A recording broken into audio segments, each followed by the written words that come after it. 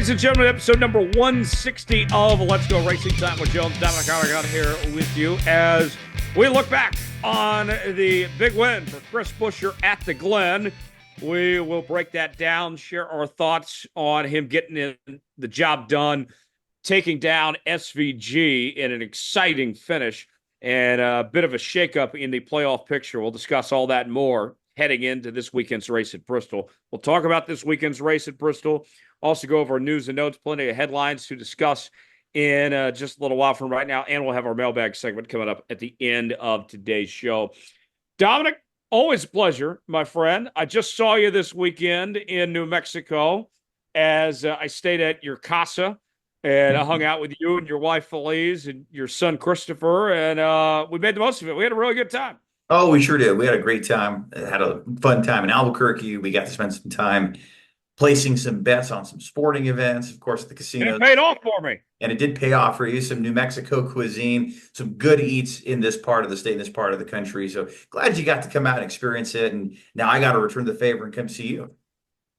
You know, Dom, I got to mention the big bet that hit for me this weekend, right there in your neck of the woods. The state of New Mexico, credit to them for having legal sports betting, but you still have to do it the old-fashioned way. You can't do it on phone. You can't do it on mobile like that. So we went to the sports book and put our bets in the old-fashioned way, had to get the bet slips and everything. I put $20 on A.J. Allmendinger to finish top 3 in the Xfinity race, and he came through for me, made me $70. So I'll always owe that to A.J. Allmendinger. I wish we would have been filming this. Would have had a camera in the room. You guys should have seen Tyler jumping up and down as Allmendinger was going through the S's on that final lap of the Xfinity race. Come on, AJ! Come on, AJ! As he was shouting at the TV, it was a great sight to see. Oh, it was, and it paid off for me. And the drinks that night were all courtesy of AJ Allmendinger. So much appreciated, AJ. Thank you for that. Dom, let's talk about this weekend at Watkins Glen there. Chris Buescher gets it done. I'll be honest, this one caught me by major surprise. I thought that Chris Buescher would get a win this year. I didn't think it was going to be on a road course, and he did so by passing up maybe the best of the best in SVG there in what was a terrific finish. How the hell did Chris Buescher win this race? Were you shocked by that result? So I wasn't shocked at the fact that Chris Buescher would win on a road course. He's been great in the next-gen vehicle where I think you really see more of the driver skill come out in these vehicles, in these races, but the way the finishes played out, because he did restart as the leader. He led 19 laps across the entire day, but SVG, who's known as one of the cleanest racers, I think he's seen here in NASCAR and how racing is done. You can do the bump and run. It's considered okay. And he gives Chris that little bump. He even said post-race, Tyler, he knew he was going to have to get away from Chris because he was going to get it right back. And sure enough, he did. And he made a little bit of a mistake there in the bus stop, but Chris Buescher made no mistake to try and get a little bit of a bump there in the carousel. So once SVG had made the pass, I really thought it was over. All bets aside and everything, I think SVG had the car to beat on that restart. He clearly did, just made a mistake, and he even admitted that. How hard it is to win these races. He would know. He won in his debut, and he hasn't won since. Granted, he hasn't had as many starts since, and he'll be running full-time next year. But nonetheless, great victory for Chris Buescher. It does shock me that it did come after the playoffs. Had you told me Chris Buescher would be missing the playoffs in 2024 off the year that he came off last year, wouldn't have believed it. And he came so close to winning earlier this year, too. Kansas race, great example. You were there, right there. Like, what, that much? Yep. I'm not even exaggerating. Maybe that much he missed it by. And then the scoring pylon said he won. Exactly. And then Darlington, too, running with Tyler Reddick there with a few laps to go. Him and Reddick were first and second, I think, with 5 or 4 to go, whatever the number was. But he's had 2 opportunities pre-playoffs, and he even said, this sucks not to advance, but this win does help a lot as the organization. I got to imagine, Tyler, that gives RFK Racing even more confidence and more momentum as an organization as a whole. Yeah, certainly so. Big win for them to get it done there at Watkins Glen. And for Chris Buescher, you know, this was a guy that before the formation of RFK Racing was kind of written off, kind of forgotten about. You recall, Roush Racing as a whole didn't really give him the respect he deserved. They sent him to JTG Daughtry Racing initially, then swapped him with Ricky Stenhouse, and the jury was still out on him. And here we are a couple years later, and Chris Buescher has made his presence known, I think, as one of the top drivers in the sport now. Certainly. And I'm sure everyone has their off year. And Chris Buescher certainly had an off year. And I think it's a big disappointment to come off what they did last year. But how he made it to the round of 8, almost advanced to the championship 4 last year. Chris Buescher looked really strong, but you know what? He couldn't pull a win in those first 26 races. That's why he's on the outside looking in. But you got to imagine that makes them more hungry, more pissed, more determined. Look at what happened to Martin Truex Jr. in 2022. He missed the playoffs. He came back and won the regular season championship the next year. Chase Elliott's another great example. He missed the playoffs last year, had no problem making it in 2024. Got to imagine a guy like him, a guy like Kyle Busch. You missed the playoffs this year. That's only going to make you more hungry for next year because you have all that time to just sit on it, to stew on it, and just fire up your team even more. So, Dom, let's look at the updated playoff picture now. Joe Logano has advanced, but no one else has clinched a spot just yet. Christopher Bell in good shape, 46 points above the cutoff. Austin Cindric in good shape, 43 points above. Alex Bowman in good shape, 41 points ahead. Daniel Suarez in good shape at 36 points ahead. Let's start there. Just like what we thought, right, Dom? Cindric, Bowman, and Suarez with a comfortable position heading into the next round. What a surprise that those guys have done here in these first 2 races of the playoff. Didn't have that on my bingo card. I had Bowman advancing, but when we talked about it a few weeks back, I think I'd even said Harrison Burton would be comfortable heading into Bristol. Boy, was I wrong on that. It's Austin Cindric in that position, Daniel Suarez in that position. Tyler, we're looking at past champions that could not even make the cut possibly into the round of 12, depending on how Bristol goes on Saturday night. Denny Hamlin, Martin Truex Jr., drivers that we could call them odds-on favorites to be title contenders and make that championship for this year, may not even make it out of the round of 16. And some of these guys, they can make some deep playoff runs. We know momentum is everything in this sport, and it seems like Austin Cindric has that right now. It seems like Daniel Suarez has that right now. They're just clicking. Yeah, I think you're right about that. And then you go down the rest of the order here. Tyler Reddick and Chase Elliott are each 30 points ahead. Ryan Blaney, 29 ahead. Kyle Larson, 26 ahead. And William Byron, 25 ahead. Dom, for those guys, for the next tier, if we're going to talk like 6 through 10, they're in a comfortable position, but they're not completely locked in to this next round. Basically, for any of those guys, they just can't afford a bad finish. If they get a top 10 day, if they get stage points, those guys would be in good shape. But if they get a DNF or something goes wrong, then anything can happen from there. Oh, certainly. And yeah, you can't feel comfortable, I think, until the end of stage 2. Did you collect stage points? Were you able to mathematically clinch a spot and be able to push on to the next round? Oh, man, Tyler, who would have thought we'd be talking about 3 past champions in the Chase era and 2 that have won in the 16-man format below the cut line around 16, and one of the drivers too with that big point penalty in Denny Hamlin before the playoffs even started. I feel like that 11 team, I don't know if you feel the same way, Tyler, but Denny Hamlin, and I'm going to lump Martin Truex Jr. into there too. There just seems to be a difference behind the wheel right now with those 2 drivers. There's no momentum. We haven't seen Denny Hamlin win a race since May. We haven't seen Martin Truex Jr. win a race since last year. And it just seems like the Joe Gibbs camp right now, maybe even as a whole. I don't know if you'd want to include Christopher Bell on that, but even Ty Gibbs, we could have 3 JGR cars out of the playoffs here, theoretically, at the end of Bristol's race on Saturday night. Just seems like there's no forward momentum right now with those organizations. And I feel like they are lacking, and I feel like maybe desperation might be setting in. Denny Hamlin did not have good races at Atlanta, nor did Martin Truex Jr., getting caught up in crashes, not maximizing points. But I will say, though, Tyler, if there is one thing that could give that 11-team momentum, on that race on Sunday, Hamlin was involved in that lap 1 crash, and it was an uphill battle the entire race from there, and he fell a couple laps down. He ended up making the laps back, but ended up collecting just 1 stage point. One stage point in stage 2, but that could make all the difference for him. I mean, he ended up wrecking again in stage 3, but got a lap back or 2 laps from whatever lap downs he got back on the lead lap and made some positions up on those restarts at the end of the race and was able to pick up a lot more points. He could have been in a lot bigger hole than what he is entering Bristol. But Martin Truex Jr. too, on that same hand, Tyler, collecting stage points the way he did, winning that first stage. I think goes a long way. And that narrowed that gap. But we need to see pre-playoff Martin Truex Jr. and pre-playoff Denny Hamlin on Saturday. And we know they can do it. Both of these guys have run exceptionally well. They finished 1-2 in this race in May. I'm just at a loss of words right now, Tyler. I can't believe we're talking about two guys that I think a lot of people had as their championship picks and championship favorites may not even make it out of this first round. So looking at the next group, Briscoe and Gibbs are 6 points ahead. And then Denny 6 points out, Keselowski 12 points out, Truex 14 out, Harrison Burton 20 points out. Somebody good is not going to advance to this next round. And Dom, I can't help but think all the pressure is on Denny Hamlin here. I know he's won at Bristol in the past. He's as good of a short track racer as there is in anybody in this sport.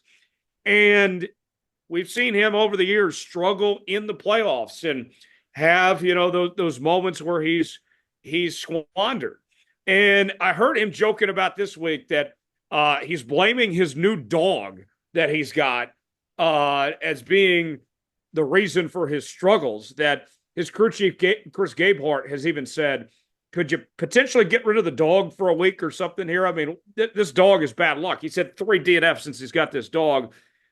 Dom, I think for me, that's the story this week. The biggest story. Will Denny Hamlin find a way to advance? I mean, he's not in terrible shape. He's only 6 points out, but he certainly has work to do this weekend. Oh, he certainly does. And we need to see that Denny Hamlin that went and just dominated this race in 2023. Went on to win, punched that playoff round ticket to the next round. And we need to see that again. Otherwise, I don't know about you, Tyler. I'm calling it now. We can go back and check the tapes at a later point in time. But I feel like if Denny Hamlin's going to win a title, it needs to be this year. We know he signed through next year, but he's even said, and there tends to be a sweet spot where drivers tend to fall off in their early to mid 40s. And Hamlin's about there. This may be his last legitimate shot to be able to win a title in that 11 car, Tyler. And that momentum is just not there right now. I feel like it might be a now or never situation for that team. Yeah, he's got to get it done right here, right now. This is critical for him because it doesn't get any easier as you get older. And I think that's who the pressure is on right now. Who else, real quick, as we're wrapping up the playoff discussion here? Who do you have your eye on this weekend that's on that bubble that intrigues you potentially that could find their way to advance or potentially fall out here? Who interests you here? Well, there's 2 names that come to mind on that, Tyler. I'd be curious if you agree on this. Number one, Chase Briscoe. That team battled back how the way they did. They were at a 20-point deficit entering Watkins Glen in a rare next-gen stage era thing, how they do at the road courses. Not only did Chase Briscoe finish the first 2 stages in the top 10, he rallied for a 6th-place finish. You either get one or the other. There's no in-between how you flip stages and how your strategies roll out. So I got to give that shout out. That's got to be some momentum right there for the 14 team, as well as Brad Keselowski. We've seen Keselowski have these quiet good runs, these quiet good seasons in the past. I just don't see right now. Yes, he's 12 points out, but who's not to say Brad Keselowski goes and scores stage points in those first 2 stages, runs top 10, top 15 online, and is able to take advantage of somebody else's misfortune or just outright outpoints somebody who's ahead of him and be able to make that next round of the playoffs. Those are guys I look at, and I feel like Ty Gibbs in his first playoff run here, Tyler, I feel like experience is working against him because these are guys that have had these moments where you have to step up, and these moments where you have to advance. And yes, Gibbs did that in Xfinity. Cup Series is a whole new ballgame, and I just don't see Harrison Burton making out of this round, even if there's calamity at other drivers' misfortunes and expense. Burton seems too far back at this point. I just don't see a win coming out of that organization. I'd be very surprised. I'd be very surprised if that was the case. Dom, let's go ahead and move on to our news and notes, our latest headlines in the sport. Where do you want to start? Man, so let's start with this weekend. Speaking of Bristol, taking a look at the action and the racing headlines. Kind of a 2-parter here, Tyler.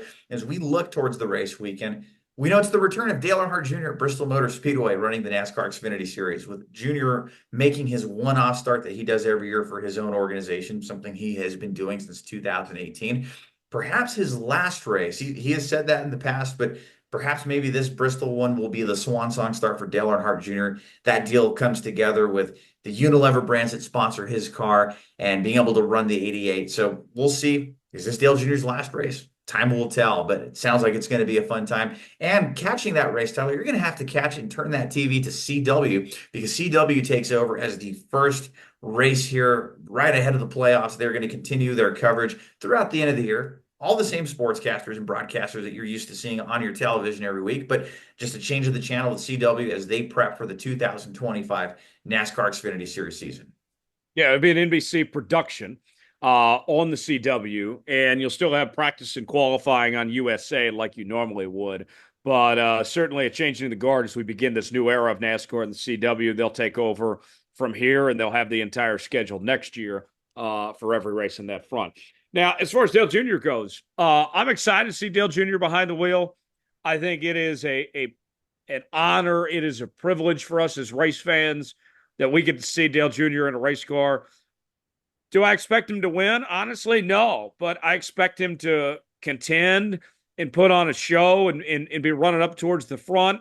And I sure hope it's not the last time we ever see Dale Jr. in a NASCAR race car again. I think it's been fun for the fans. I know that he said, that he's not sure if the fans even care about him running these races anymore. I can tell you this, they definitely care. This is a big deal anytime Dale Jr. is in the race car. They sell a ton of merchandise. I think it's a big deal for Junior Motorsports. And, I know there's been rumblings about, they might not be able to make this work next year because of the direction Junior Motorsports is going, but it's hard for me to imagine that this is it for Dale Jr. I would think that Dale would formally say, if it was his last time or not, that he would say, all right, this is it. This is your last chance to see me running a NASCAR race, and then I'm done. He hasn't said that to this point. I don't think he's done.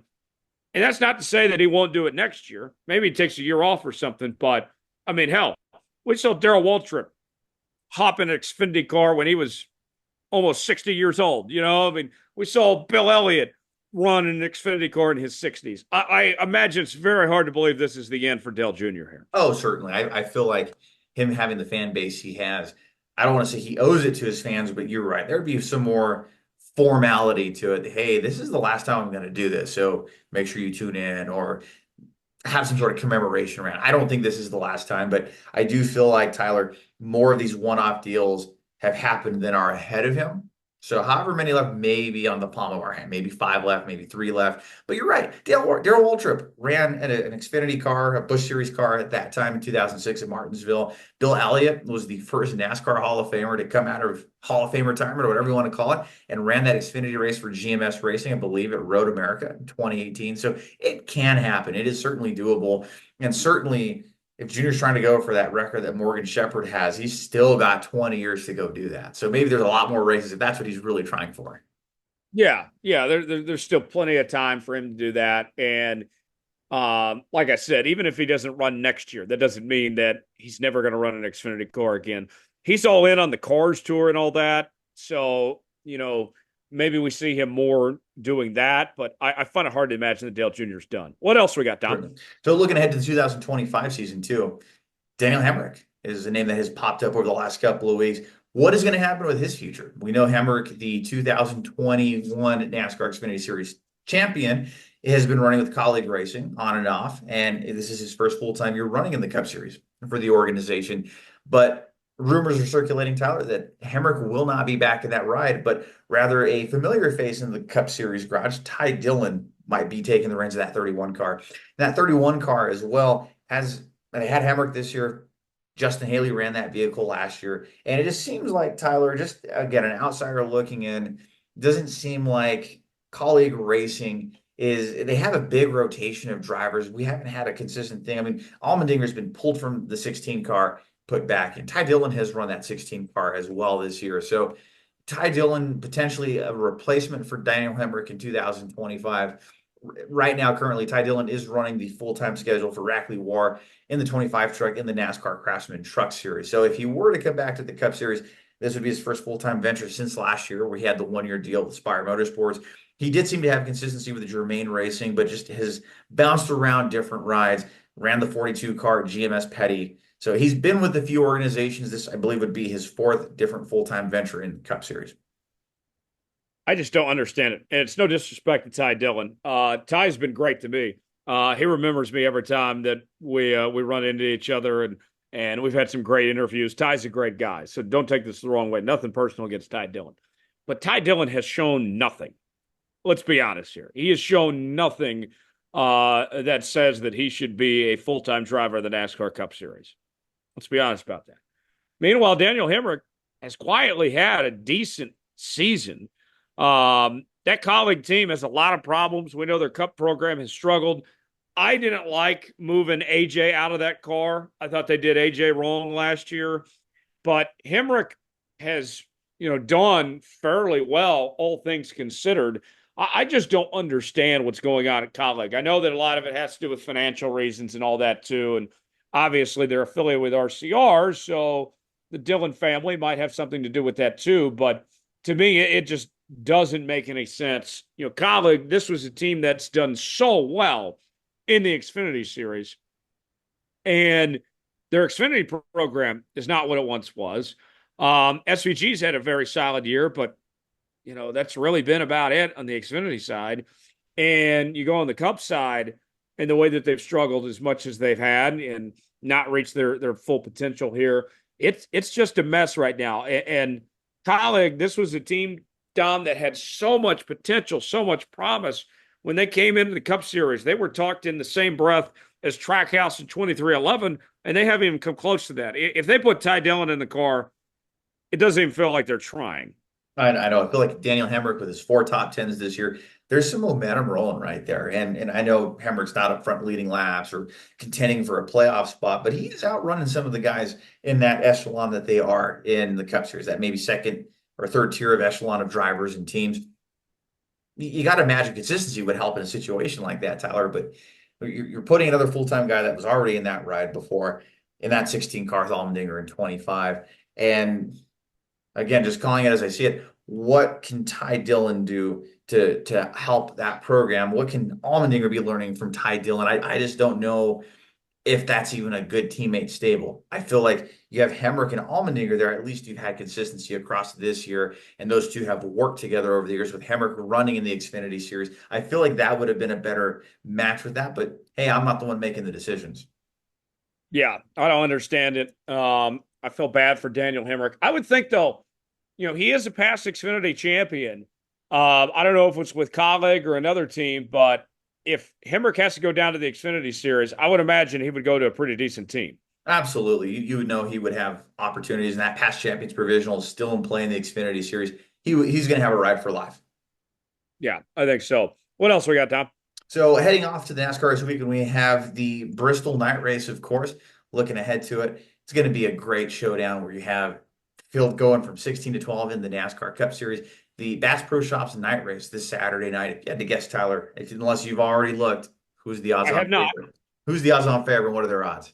So the Bass Pro Shops nice race, the odds-on favorite. I'm going to go Kyle Larson about minus 550. Oh, man. Yeah, good guess. Good guess. He has the second best odds at plus 500. Denny Hamlin at plus 400 or 4-1 is your odds-on favorite for the Bristol night race. I find that interesting considering how much he has not run well as of late. I know that he's desperate and he badly needs a win here, but all things considered, that team doesn't have any momentum right now. No, they certainly don't, but I got to imagine maybe past numbers have played into it. He did win the race in May, and he's won the last 2 Bristol races. So if you're able to win, it'd be 3 in a row. And I'd put him in some really good company, including Darrell Waltrip, who's won so many races at Bristol in a row. But some of the other odds too include Christopher Bell at 600, plus 600. Ty Gibbs, who's never won a Cup race, at plus 800. Brad Keselowski at plus 900, a former Bristol winner. Chris Buescher, who won this race in 2022, sitting at 12-1. Ryan Blaney, Martin Truex Jr., and Joey Logano all sharing odds at plus 1,600 or 16-1. Chase Elliott, who has never won at Bristol, sitting at plus 1,800. And William Byron, Kyle Busch, Tyler Reddick, all at 20-1 or plus 2,000. And then when you look through the field, some of the long shots include Ricky Stenhouse, Noah Gragson, Eric Jones, all sitting at 150-1 or plus 15,000. And Zane Smith, who finished in the top 5 last week, sitting at plus 50,000 or 500-1. And by the way, too, I got to just throw this out here. According to the Caesar Sportsbook, Dale Earnhardt Jr., if you had to guess his odds, what are they putting his pre-race odds at, Tyler? I would guess that he's probably about plus 900. You're very close, plus 800. So about fourth or fifth best entering the race weekend. Okay, not bad. I think Dale would take that, honestly. Um, I don't think Dale will win, but if he has a top five, I think it'd be a great night for Dale. Certainly, and we saw him lead laps last year. I feel like you can get up there and mix it up, collect stage points. I mean, he's not in for points, of course, but top tens in those stages, I think would be very showing of how well that car could run. As long as there's no electrical fire like last year, we see Dale Jr. finish, I think, fourth place on Friday night. Yeah, I think so. Who is your pick? Who wins Saturday night at Bristol? Well, it seems like they don't always have the game seven moments, but they do from time to time. And I just feel like maybe that momentum hasn't been there yet, but you'll have to wipe that away after 500 laps Saturday night. You just focused in the race car. And the driver who gets it done, Tyler, it's past Bristol winner, is going to advance to the next round of the playoffs. I think Denny Hamlin gets it done, defends that race win, wins three in a row at Bristol, and gets in really good company there of drivers to win three or more races in a row at that short track in Tennessee. Let's say you.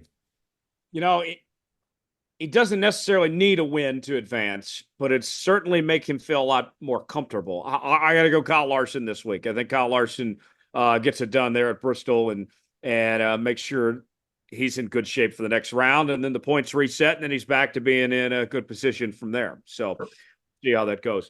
Don, before we get out of here, time for our mailbag segment this week. We ask you to submit questions to us each and every week via email, davidstarpodcast@gmail.com. Star Podcast on X and Facebook is where you can submit questions to us there.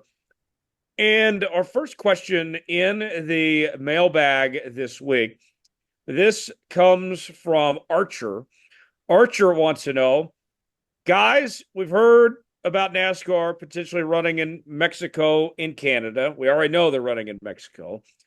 If you had to pick somewhere else outside of the U.S., Canada, or Mexico for the U.S. for NASCAR to race, where would it be and why? Dominic, what sounds appealing to you for NASCAR to go international?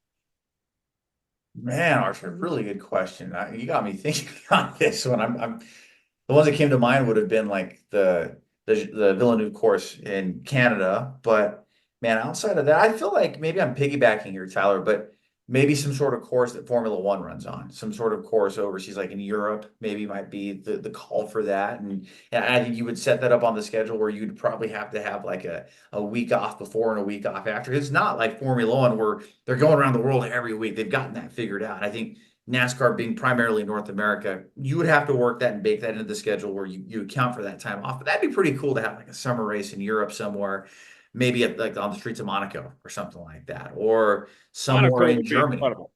Yeah, I think something like that would be awesome. What about you? Monaco would be incredible. I also think of the same course the 24 Hours of Le Mans is at. And we already know Cup cars can run there with the project car that the Hendrick team ran. I think that would be great to see Cup cars in France and make that happen. It would be awesome to see. The thing I look at too, Dom, when we talk about growing the sport and where to take it from here, the big reason why you're running in Mexico, why you're running in Canada, is trying to take this thing to another level. And there's only so much you can do in the United States. The U.S. will always be the bread and butter of this sport. But if NASCAR is going to reach its full potential and reach new audiences, then they got to be open-minded and look at other possibilities of other directions of where those opportunities could present themselves. Certainly. I mean, we look at IndyCar about 15, 16 years ago. They ran the course in Tokyo. And I don't remember. I'm sure the diehards that listen to our show would probably know, at least offhand, I don't remember. But that road course that they ran with IndyCar, I believe maybe there was a connection there with the NASCAR exhibition races that they ran in the 90s. And I feel like that was a good market too, Tyler. We saw that race run a few times. And NASCAR ran some exhibition stuff in Australia at one point too. And I believe that was in the late 80s. So it'd be really cool to maybe see something kind of retouch on those old roots. Maybe I'm going old school, but maybe NASCAR was exploring those areas for a reason. And maybe it's worth having another look at going back to Japan, going back to Australia, and being able to see what would be out there. I mean, especially now, Tyler, where we have this this surge of Australian drivers that are coming over to run these cup races, like SVG's paving the way. I told somebody the other day too, like down the road, if we look back on the history of NASCAR 50 years from now, and there's this influx of V8 supercar drivers, you got to make the case for SVG or Marcos Ambrose for the NASCAR Hall of Fame to be able to have that influence with all these drivers who are coming to attempt, and they make full-time drivers out of it and influence team owners like that. That's certainly only helping the sport grow. So I think Australia and Japan I would add to that list too. Yeah, I think so. I think it'd be fantastic to see. Obviously, it would be quite the effort to try to get the cars and the teams over when you talk about whether it's planes or cargo ships or whatever it would be. But if they could make it happen, that'd be fantastic if they could pull it off. Next question in the mailbag comes from Alex. Alex wants to know, what NASCAR drivers, in your guys' opinion, seem the most approachable from a fan and media standpoint? Dom, start off this one. That's a good question. I feel like those two criteria, Tyler, and not just NASCAR drivers, but any kind of professional athlete, you get a judge of their character, of number one, how they treat their fans. Because first and foremost, there's no sport without the fan. And the media, I think the people that help get that message to the fan, how do they treat those people? But I think the fans take priority on that. Because again, no fans, no sport. And just drivers that come to mind. There was one story I remember reading a couple of weeks ago, Tyler, about how Kyle Larson will go, whether it's a dirt track race or a NASCAR event or anywhere that he's running, and he will make sure he takes the time to sign every single person, especially if they're kids, to go sign their stuff.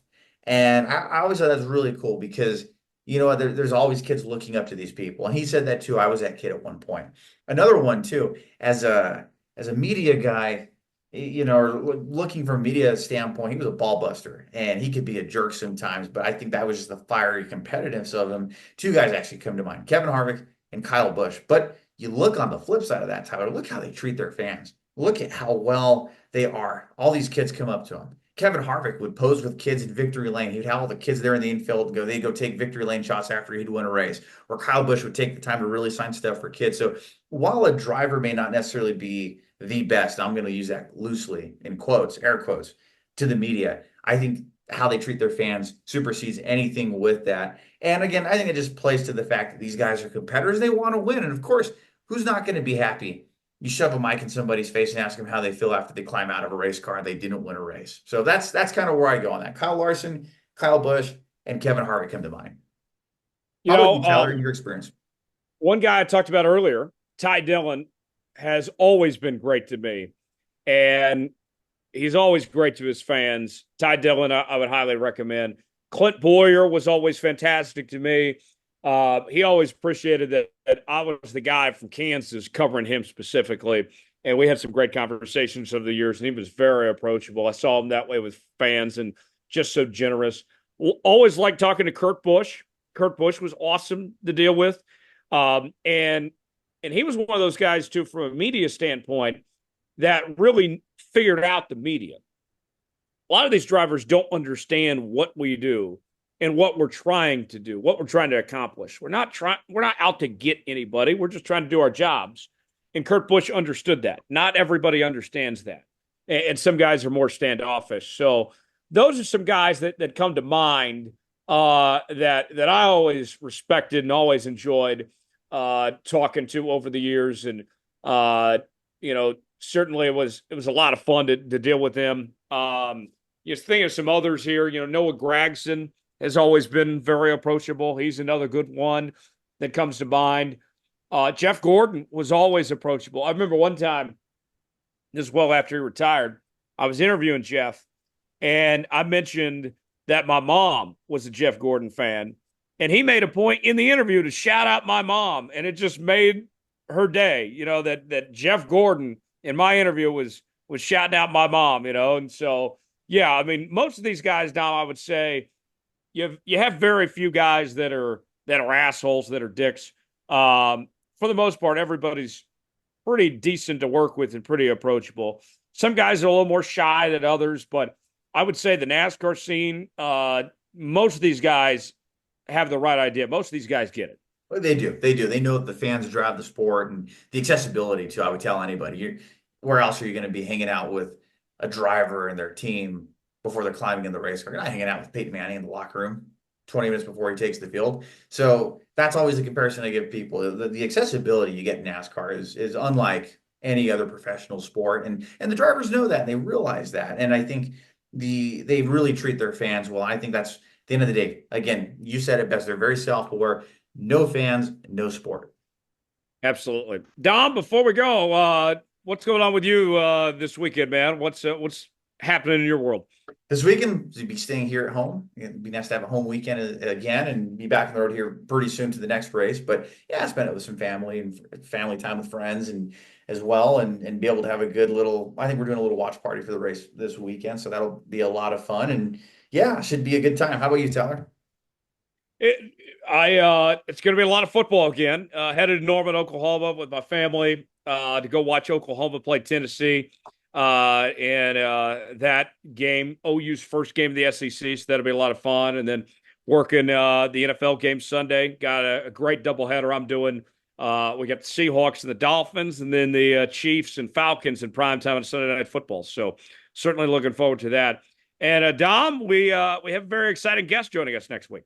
Yes, next weekend we have the Alex Key joining us here on Let's Go Racing. So we've been working with his team on being able to get him on the shows. If you're not familiar with Alex Key, he is a country singer, Nashville recording artist. He's had some top 40 charting hits, and he's got over 100,000 followers on Instagram, certainly a rising star. And he does have a NASCAR connection too, as well, with North Wilkesboro. And I look forward to hearing more about that next week. In fact, he had played the pre-race concert there for the All-Star Race weekend in 2023 before the cars had taken the track for the first time in over 25 years. So looking forward to hearing about that. And he, in fact, had a song about Wilkesboro. So it's going to be really cool to hear those NASCAR connections. I know he had a gig out at Lake Norman, North Carolina, in the heart of NASCAR country a couple of weeks ago. So certainly a really big guest next week. It's going to be a lot of fun.